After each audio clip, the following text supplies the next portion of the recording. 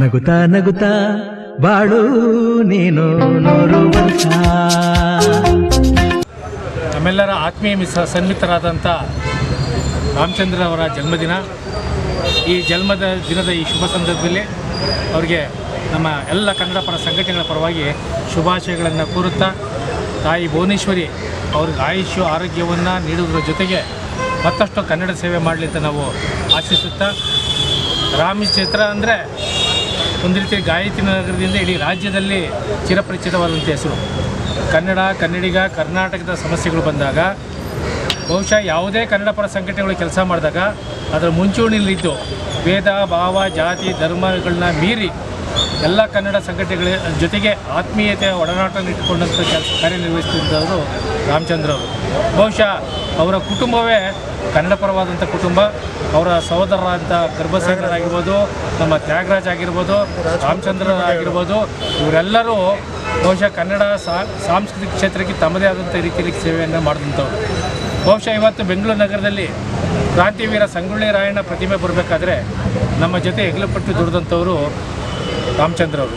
ಅದೇ ರೀತಿ ಕರ್ನಾಟಕ ಸರ್ಕಾರ ಸಂಗೊಳ್ಳಿ ರಾಯಣ್ಣ ಜಯಂತಿಯನ್ನು ಮಾಡಬೇಕು, ಪುಣ್ಯ ಸ್ಮರಣೆ ಮಾಡಬೇಕು ಅಂತ ಹೇಳಿ ಮಹಾನಗರ ಪಾಲಿಕೆಗೆ ಒತ್ತಾಯ ಮಾಡಿದಂಥವರು. ಆ ಗುಂಪಿನಲ್ಲಿ ನಮ್ಮ ರಾಮಚಂದ್ರವರು ಮುಂಚೂಣಿಯಲ್ಲಿದ್ದರು.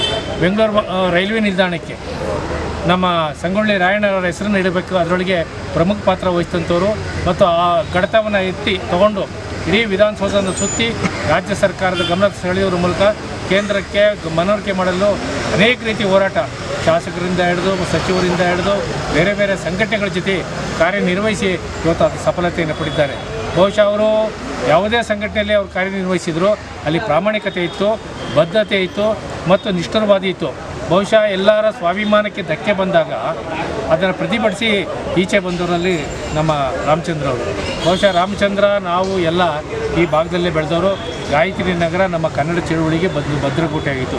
ವಾಟಾಳ್ ನಾಗರಾಜ್ ಆಗಿರ್ಬೋದು, ನಾರಾಯಣ್ ಕುಮಾರ್ ಆಗಿರ್ಬೋದು, ಪ್ರಭಾಕರ್ ರೆಡ್ಡಿ ಆಗಿರ್ಬೋದು, ಈ ರೀತಿಯ ಕನ್ನಡ ಪರ ಎಲ್ಲ ಸಂಘಟನೆಗಳ ಮುಖಂಡರ ಜೊತೆಗೆ ನಿಕಟವಾದಂಥ ಸಂಪರ್ಕ ಇಟ್ಕೊಂಡಂಥ ರಾಮಚಂದ್ರ ಅವರು ಸತತವಾಗಿ ಕನ್ನಡದ ಸೇವೆಯನ್ನು ತನ್ನ ಪ್ರಾಮಾಣಿಕವಾಗಿ ಭುವನೇಶ್ವರಿ ಪೂಜೆಯಂತೆ ಅವರು ಇವತ್ತು ನಿರ್ವಹಿಸ್ತಾ ಇದ್ದಾರೆ. ಅವರಿಗೆ ತಾಯಿ ಭುವನೇಶ್ವರಿ ಆಯುಷ್ಯನ್ನು ಕೊಡಲಿ, ಆರೋಗ್ಯವನ್ನು ಕೊಡಲಿ, ಮತ್ತಷ್ಟು ಕನ್ನಡದ ಕೆಲಸ ಮಾಡೋಕ್ಕೆ ಅವ್ರು ಅನುವು ಮಾಡಿಕೊಳ್ಳಿ ಅಂತ ನಾನು ಜನಪರ ಕೆಲಸಗಳನ್ನ ಮಾಡುವಂಥ ಶಕ್ತಿ ಕೊಡಲಿ. ಹಾಗೆ ಮುಂಬರುವ ದಿನಗಳಲ್ಲಿ ಇವರಿಷ್ಟು ಕೆಲಸಗಳನ್ನ ಮಾಡ್ತಾ ಇದ್ದಾರೆ. ಇವತ್ತು ಬೆಳಗ್ಗೆಯಿಂದ ನೋಡ್ತಾ ಇರ್ಬೋದು, ತುಂಬ ಜನಗಳು ಬಂದು ವಿಶ್ ಮಾಡ್ತಾ ಇದ್ದಾರೆ. ಇಷ್ಟೊಂದು ಸಂಘಟನೆ ಮಾಡೋ ಮುಖಾಂತರ ಜನಗಳಿಗೆ ಒಳ್ಳೆಯ ಕೆಲಸಗಳನ್ನ ಒಳ್ಳೆಯ ಕಾರ್ಯಗಳನ್ನ ಮಾಡ್ಕೊತಿದ್ದಾರೆ. ಇವ್ರು ಯಾವುದಾದ್ರು ವೇದಿಕೆ ಆದರೂ ಸರಿ, ರಾಜಕೀಯ ಕ್ಷೇತ್ರದಲ್ಲಾದರೂ ಸರಿ, ಇಂಥವ್ರನ್ನ ಗುರುತಿಸಿ ಯಾವುದಾದ್ರು ಒಂದು ಅಧಿಕಾರ ಕೊಡೋದರಾಗಲಿ ಇವರಿಂದ ಕೊಟ್ಟರೆ ಇನ್ನೂ ದೊಡ್ಡ ಮಟ್ಟದಲ್ಲಿ ಉನ್ನತವಾದಂಥ ಕೆಲಸಗಳನ್ನ ಖಂಡಿತ ಆಗುತ್ತೆ. ಮತ್ತೊಮ್ಮೆ ಹುಟ್ಟುಹಬ್ಬದ ಆದಿತ್ಯ ಬಾರಿಗೆ ರಾಜ್ಕುಮಾರ್ ಪ್ರತಿಮೆ ಇಡೀ ರಾಜ್ಯದಲ್ಲಿ ಯಾರೂ ಮಾಡಿಲ್ಲ. ಅವರ ನಿಧನ ಆಗಿದ ಕ್ಷಣದಲ್ಲೇ ಡಾಕ್ಟರ್ ರಾಜ್ಕುಮಾರ್ ಪ್ರತಿಮೆಯನ್ನು ಈ ಜಾಗದಲ್ಲಿ ರಾಮಚಂದ್ರ ಮತ್ತು ಸೋದರರಂಥ ತ್ಯಾಗರಾಜು, ಕರಿಬಸವಯ್ಯ ಅವರು ಮಾಡಿದ್ರು. ಅದೇ ರೀತಿ ನಮಗೆ ಸಂಪೂರ್ಣವಾಗಿ ಬೆಂಬಲವನ್ನು ಕೊಡ್ತಿದ್ದರು. ತಾರಾಸು ಮುಖ್ಯ ರಸ್ತೆ ಆಗಿರಲಿ, ಮಹಾಕವಿ ಕುವೆಂಪು ರಸ್ತೆ ಮತ್ತು ಕೆಂಪೇಗೌಡ ಬಸ್ ನಿಲ್ದಾಣ, ಅದೆಲ್ಲ ನಮ್ಮ ಗಾಯತ್ರಿ ನಗರದ ಪಾತ್ರ ಬಹು ದೊಡ್ಡದು. ಇವತ್ತು ಆ ಬಸ್ ನಿಲ್ದಾಣ, ಕೆಂಪೇಗೌಡ ಬಸ್ ನಿಲ್ದಾಣಕ್ಕೆ ಅದು ಪ್ರತಿಯೊಂದಕ್ಕೂ ಬೆಂಬಲಿಸಿದರು ನಮ್ಮ ರಾಮಚಂದ್ರಣ್ಣ ಮತ್ತು ತ್ಯಾಗರಾಜು. ಮತ್ತು ನಮ್ಮ ಈ ಬಡಾವಣೆ ಚಳವಳಿ ನಗರ ಅಂತ ಖ್ಯಾತಿ ಹೆಸರುವಾಸಿ ಪಡೆದಂಥ ನಗರ ಇಲ್ಲಿ ರಾಮಚಂದ್ರ ಅವತ್ತಿಂದಲೂ ಒಳ್ಳೊಳ್ಳೆ ಕಾರ್ಯಕ್ರಮಗಳನ್ನು ಮಾಡ್ತಾಯಿದ್ದಾರೆ. ಸೋದರರಂಥ ತ್ಯಾಗರಾಜ್ ಅವರು 108 ದೇವರುಗಳನ್ನು ಇಲ್ಲಿ ಪ್ರತಿ ವರ್ಷವನ್ನು ಕುಣಿಸಿ ಇಡೀ ರಾಜ್ಯದ ಗಮನವನ್ನು ಸೆಳೆದರು. ಈ ಸಂದರ್ಭದಲ್ಲಿ ಹುಟ್ಟುಹಬ್ಬದ ಶುಭಾಶಯಗಳೊಂದಿಗೆ ಶುಭ ಹಾರೈಸ್ತಾ ಇದ್ದೀವಿ. ಕರ್ನಾಟಕ ರಕ್ಷಣಾ ವೇದಿಕೆಯಿಂದ ಹಾಗೂ ಪಾಲ್ನೇತ್ರ ತಂಡದವರಿಂದ ಧನ್ಯವಾದಗಳು. ಅವ್ರ ದೇವರ ಆರೋಗ್ಯ. ರಾಮಚಂದ್ರಣ್ಣನವರ ಇಂದು ಹುಟ್ಟುಹಬ್ಬದ ಅಂಗವಾಗಿ ನಾವು ಯಾದಗಿರಿ ಜಿಲ್ಲೆಯಿಂದ ಆಗಮಿಸ್ತೀವಿ.